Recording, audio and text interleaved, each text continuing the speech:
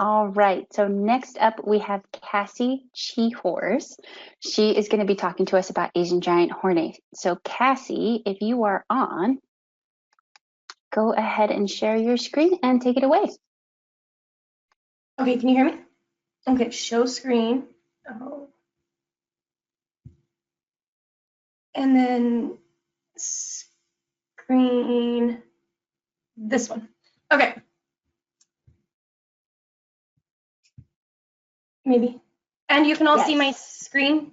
Yes, it looks great. Okay. So again, thank you for allowing me to be at the Washington Invasive Species Conference, Weed Conference. I hope you're not tired of hearing about Asian giant hornet, because that's what I'm going to talk about, Vespa mandarinia. I'm going to tell you a little background on them, but I'm going to, majority of the time, spend telling you about what the WSDA's program is doing and efforts to try to keep this pest from establishing. Like I do work for the WSDA, I am the Asian giant hornet outreach and education specialist. So what is an Asian giant hornet? Largest hornet in the world, about 1.5 inches to 2 inches in length. You can tell them apart by their large orange-yellow head and the yellow-orange bands on their abdomen. They are native to Asia, most observed in Japan and Korea. And they like those subtropic to moderate temperatures, hence Washington climate. I want you to know a little bit about their life cycle. I'm going to spend a minute on this graphic, starting at the top and going kind of clockwise around it. In the winter, everything will die. Queens will overwinter. They will be the only ones that will move forward. Moving forward to the spring, they'll emerge and start to build their underground nests. Moving later into the spring, early summer, you'll start to see workers emerging and fly around, foraging. They're eating carbohydrates, insects, maybe an occasional honeybee. Moving later into the summer, early fall, the colony will reach its maturity and they will start to lay drones and other queens.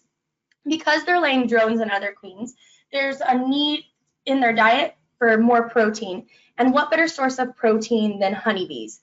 You might have heard this called the honeybee danger zone, or maybe the slaughter phase, hopefully accompanied by a hunting followed by an occupation phase. Now, this behavior doesn't always happen, but if it does happen, again, it's most common in the fall, early winter. So what the Asian giant hornets will do is they'll kind of spend their time outside the hive, maybe picking off a honeybee or two, and then if they decide that it's a really good source of protein, they will mark it with a pheromone, signaling the other Asian giant hornets to come here, enter the hive, decapitating the adult honeybees, dropping their bottoms to the ground, and then they'll harvest the bread and the pupae from the hive, taking it back to feed their own. While they're doing this, they'll occupy the hive, defending it as their own. Again, this behavior doesn't always happen, but it's most common in the fall. Following that, the queens and the males will mate outside of the nest. The queens will disperse, and over the winter, the workers and the males will die. Fact about this is some of the research around Asian giant hornets is very contradictory, or there isn't a whole lot of research there. So we don't know how far queens will disperse. We don't know if after they mate, they go off to overwinter and that's where their nest will be, or if after they overwinter, they will fly off again, as well as we don't know how far they will fly. So a few Asian giant hornets, they can decimate a honeybee hive. In Japan and Korea, it's noted 20 Asian giant hornets can decimate a hive between 1 and 6 hours. So when did we decide that this was a problem? Well, in December 8th, like you heard before, a Blaine resident got on the Washington Invasive Species Council app and reported Asian giant hornet. The WSDA confirmed this to be Asian giant hornet on December 12th. Asian giant hornets pose a serious threat to honeybees that I talked about earlier, but since they are also the largest hornet in the world, they have a stinger that can deliver more venom, a higher dose of venom than we are used to some of our native species, so they're a threat to human health. And because they are a threat to honeybees, as well as they can chew on ripened fruit, they're a threat to sustainable agriculture in Washington. We know that honeybees pollinate. That's how we get some of our food. So our response was to develop a communications plan that would tell people that they're a threat to honeybee population, human health, and sustainable agriculture. But we also wanted to make sure that the public was aware of this invasive pest and knew that they're a critical role to report them to find and remove any Asian giant hornet populations. Initially, we released a pest alert via blog. This initially reached over 20,000 people. So we're asking people to report, and we wanted them to report. We kind of had a multi-pronged approach in different ways people can report. We offered our program hotline so people can call in. We created a Hornets email so people can email in reports, but we also created an online reporting form. So this reporting form is awesome because it includes all the information I want to know, like where they think they saw the hornet, the date of the hornet. They can upload a picture and include any information that they possibly know. This online reporting form to date has received over 4,500 possible reports of Asian giant hornet. And it's really important to remember that all of our early reports did come from the public. And due to these reports, we're able to survey and trap additional hornets. But we're not just asking people to report, we're also educating the public, just like I did with you earlier when I told you a little bit about their life cycle. Our education is kind of over a multi-platform approach. We created an Asian giant hornet Facebook group. We created a specific webpage just about hornets on the WSDA website. And then we created an email listserv and stakeholder updates. In our communications plan, we decided that we wanted to provide frequent and transparent communication about our response to Asian giant hornet. So through the email listserv and the stakeholder updates, what you can do is you can go online to the Hornets webpage, agr.wa.gov/hornets, and you can sign up to receive automated updates to your email about what's going on in the Asian giant hornet world. Our Facebook group to date has almost 7,000 members, and our webpage has over 155,000 views. We're constantly learning how to update this as well as how to update our program. So there's lots of learning moments. My favorite learning moment I want to talk about is the New York Times. The New York Times created a huge sensation around Asian giant hornet. This actually started in last December of 2019. They did publish an article, Asian giant hornet threatens honeybees in the Pacific Northwest. To follow this article, they joined the WSDA in setting up experimental traps in the field. And then on May 2nd, they published their story, Murder Hornets in the US, the rush to stop the Asian giant hornet. This term, murder hornet, created a huge sensation, putting Asian giant hornets in the spotlight of not just national, but international news. For example, Chris Looney's jacket, it became a fashion icon. Murder hornets became memes. So this term, though, murder hornet, it's not something the WSDA was readily aware of or something circulating around in the scientific community. I also want to highlight that May 2nd is a Saturday, not your typical 9 to 5 Monday through work day. I'm going to throw some numbers at you, bear with me. So some statistics, I just want you to see how big this really was. May 1st, the day before this article was published, the webpage had 240 views. The first week following, it had 76,000 views. So the engagement is up 415%. Our Facebook typically reaches about 200,000 people, but in May alone, it reached 1.2 million people. Actually, I checked our Facebook numbers this morning, and in the last 4 days, we've reached over 965,000 people, so we're getting close to that 1 million mark. In May, our media requests skyrocketed. There was over 150 media contacts, not just from the US, but from worldwide. So this basically, following this article, it was all hands on deck. We're fielding phone calls, emails, any way the public could contact the WSDA, they are. And it's not just the WSDA feeling the effects of this sensation, it's anyone dealing with pests, plants, natural resources, agriculture, including city halls and even emergency response teams are feeling the effects of this public inquiry. Yeah, 911 is getting calls about murder hornets. So it's that murder hornet I really want to emphasize. If you get on, let's say 4 days after, May 8th, you get on Google and you type in murder hornet, you're going to get 1.8 million news articles. But if you type in Asian giant hornet, you're only going to get 148,000 articles. So Asian giant hornets are receiving a tremendous spotlight, but it's in that misguided form of murder hornet. So the WSDA had to respond to this misguided news. I have a great local example of us responding to misguided news. There was fake signs going up all over trailheads in Bellingham. They appeared to be from the WSDA. They had our logo, some information correct from the website, but then they were also including things like Asian giant hornets were decapitating people. So the nation is fearing Asian giant hornets in their backyard. But we had that communication plan I talked about. We had committed employees. May I mention May 2nd was a Saturday, and we had good leadership to help direct us through this. So we took that panic and we turned it into educated outreach. The first thing we did was we had to change the narrative immediately to Washington residents only, not to really highlight Washingtonians and get them thinking about what's going on in their backyard, but also we don't have jurisdiction outside of Washington, and this will help save our time and human resources. We had to update our website and social media, and the coolest thing that we learned from this was different ways to handle the media. We started virtual press conferences. So instead of talking to 10 different reporters reiterating the same story, we had one conference where we invited the media, and then they could hear firsthand updates from our program and a chance to ask questions. The public was also able to view this live, so the public is firsthand hearing information coming from the WSDA before it hits the news. So this helped us be way better prepared for all those overwhelming inquiries, and we continually use this strategy moving forward. And we were really smart at the end of anytime we interacted with the public, we reminded them to report, and we thanked them for their reports. So because of that, we got so many reported sightings off the state of Washington. Our online reporting form had over 4,500 reports alone. From this, we were able to determine that there was actual sightings in Whatcom County.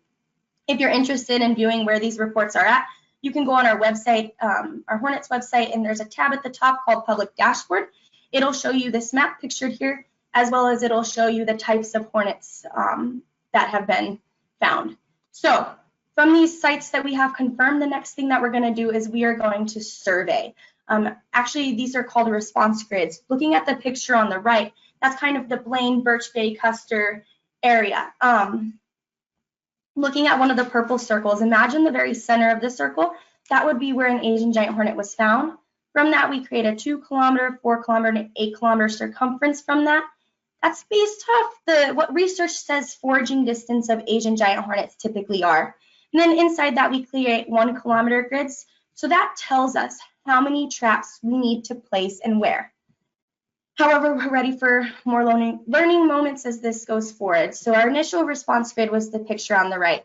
However, in May, in Bellingham, an Asian giant hornet queen was found. So we had to create an additional response grid and then pull as many resources as we can to be able to trap and cover this grid, because we don't just leave an Asian giant hornet unturned. But we know it's not just us trapping. We know that tons of citizen scientists are helping us detect and limit the spread. We asked citizen scientists to have a huge commitment, 17 weeks starting in July and running through October. We asked them to purchase their own materials and spend their money as well as their resources and time in managing these traps weekly. Together, citizen scientists deployed over 1,200 bottle traps. They did this as projects with kids. They did it to get out of the house for a little bit, and on social media, it became a fun trend and things for people to do. So it's not just citizen scientists helping us stop the spread, we're also working with cooperators. Cooperators are different like points of interest, which could include municipalities, parks, ports, or sovereign nations. Together, they deployed over 325 bottle traps. The WSDA has deployed over 900 Asian giant hornet bottle traps. Not only did we ask people to manage these traps weekly, but we also asked them to return all of their collections back to us at the WSDA. We wanted collections for 2 reasons. We wanted to monitor and make sure we're not collecting any bees or any insects that we don't want in the traps, to change the program to better it if needed. And we also wanted to use all the Vespidae collected to create a survey of different species in the area. That's never been done before. So that data will be interesting when it comes out, and it will be available when possible. So we created these drop-off locations because you can send your specimens back by mail, but that can get a little pricey. So we wanted to alleviate that postage cost on the public. Currently, there are 9 different locations where people drop their baggies off in a cooler or a box outside. That business puts that box in a cooler at night, and then the WSDA collects the samples from them weekly. There's 9 different locations, include private businesses, nonprofits, municipalities, and plenty of Washington State University extensions. So what do we do once one of those traps catches an Asian giant hornet? Well, of course, those Asian giant hornets can get in, They can't get out, but they're also drowning in that liquid, and that does us no good. We want to capture a live Asian giant hornet so we can track it back to its nest. What we'll do is we started modifying some of our bottle traps to be live traps. So again, it gets in, but it doesn't drown in the liquid. Another learning moment for us is we're continuing testing and trying out different traps, as well as different baits and lures. So we currently are modifying the types of live traps we're using, and we'll be deploying different types throughout the area. Here's a picture of the first live Asian giant hornet captured in the United States.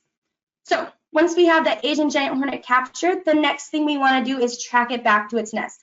It's really important to understand that catching one Asian giant hornet is awesome because it's out of the way and it helps give us a very good data point. It's really important to find the nest to take that entire nest out to eradicate it before it's able to reproduce and help populate Asian giant hornets around Washington more. So what happened is our third attempt to track back to the nest was a success, and we were able to eradicate the nest from that. But I said third, so that means that there was 2 not so successful attempts prior to it. We continued to revamp our program and try different ways to make it more successful, and eventually that worked. So internally, we dealt with failures and we adapted to it. But it's not just inside us, it's also we were very transparent with the public and the media as this was going on. So we had lots of suggestions and lots of things we had to be courteous coming back with, as well as actually succeeding the program. So once we are able to track that, the thing we're going to do is eradicate and remove the nest. We did have the first successful removal and eradication of the Asian giant hornet nest in those fancy spacesuits you might have seen. We're constantly learning. I didn't educate you about this earlier, but typically Asian giant hornet nests are found in the ground. What they do is they'll nest at the base of pine trees in like animal or rodent burrows. And nests can be up to 2 feet wide and contain hundreds of adult hornets. We were able to adapt our practice eradications to actually remove an Asian giant hornet nest that was found in a tree. Sometimes they will nest in tree cavities. So our eradication coordinator was able to help adapt us to that. Here's a picture of the first Asian giant hornet nest eradicated in Whatcom County in the United States. Details on what was inside the nest is yet to come. The last I need to tell you about, I told you that Asian giant hornets are a threat to human health, so I need to tell you what to do if you're possibly stung by an Asian giant hornet. If you're stung once, you need to apply ice, take an antihistamine. If you're in pain, take aspirin, clean the site. If you are allergic to bees, wasps, or hornets, you might have an anaphylactic reaction. So if epinephrine is available, inject it and call 911. However, if you are allergic to Asian giant hornets, this might become more serious. So you're going to do the same things, applying ice, taking an antihistamine, taking aspirin, but then you'll need to seek a healthcare provider. Hey, Cassie, you've got 2 minutes left. Yes, I can see that. Thank you. And like I said, I told you earlier, we were really smart about always telling people at the end to report Asian giant hornets. So that's what I'm going to do with you, is I'm going to ask if you suspect you see an Asian giant hornet to please report it back to the WSDA. I want to know when you saw it, where you saw it, any details you can provide about what it was doing or what it looked like. If you can get a photo, that's even better. I can't confirm or deny it to be Asian giant hornet without seeing it or having the dead specimen. So therefore, if it's dead, go ahead and collect it in case we want to test it later. When you're doing that reporting, like I said, 3 different ways you can do it. Go online, agr.wa.gov/hornets, and use our online reporting form. You can shoot us an email, hornets@agr.wa.gov, or call our hotline 1-800-443-6684. If you're not reporting and you're just interested in connecting with others on what's going on around in the hornet world, go ahead and join our Facebook group. It's just facebook.com/groups/hornets. That's all I'm going to talk at you today. My contact information is at the top. Again, thank you for allowing me to speak. My name is Cassie. Feel free to reach out if you have any questions. If there's any media contact, your girl would be Carla Salk. She talked at you earlier. And that's about it. Thanks, Cassie. That was great.